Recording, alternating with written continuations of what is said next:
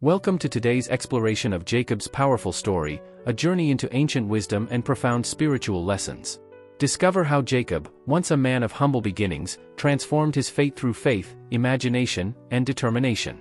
Join us as we delve into how these timeless principles can empower us to shape our own realities in the fourth dimension. Today, let's explore the powerful story of Jacob, a man who became one of the wealthiest in the ancient East.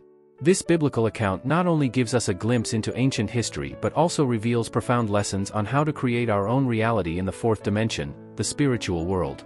Jacob began his journey with few material possessions, just a few wives and children.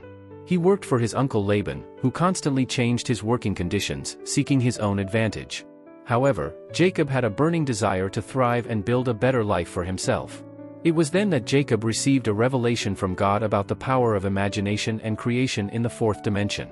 He proposed an agreement to Laban. He would care only for single-colored animals, while all speckled and spotted animals would be removed from the flock.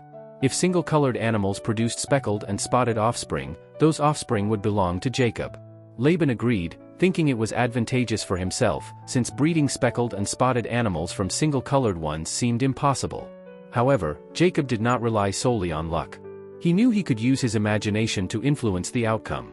Jacob cut branches from poplar, almond, and plane trees, peeled off strips of bark to expose the white wood underneath, and set the peeled branches in front of the flocks at the watering troughs, where the flocks came to drink. When the flocks were in heat, Jacob would place the branches in the watering troughs in front of the flocks so they would mate in front of the branches. So the flocks mated by the branches, and the flocks bore striped, speckled, and spotted offspring. This was not a matter of superstition but a conscious use of the power of imagination and faith in creating the desired reality. Jacob was applying principles that transcend physical limitations and connect directly to the spiritual world. The key to understanding this story lies in realizing that imagination is the language of the spiritual world. Just as Jacob used the branches to impress upon his mind the vision of speckled and spotted animals, we too can shape our reality by visualizing and believing in what we want to achieve. Jacob not only imagined but acted according to his vision. He did not passively wait for luck, he actively created the reality he wished to see. As a result, the animals began to produce speckled and spotted offspring, and Jacob prospered greatly, becoming extremely wealthy. This story teaches us that regardless of our current circumstances, we can shape our future using the powers of the mind and imagination. Just as Jacob transformed his reality, we too can create ours in the fourth dimension, using the spiritual language of imagination and faith. Therefore, may this story of Jacob inspire us to apply these principles in our lives, visualizing and acting according to our dreams and aspirations.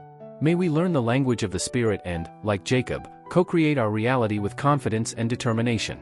May each of us use this knowledge to prosper and achieve our deepest desires, transforming our lives and the world around us.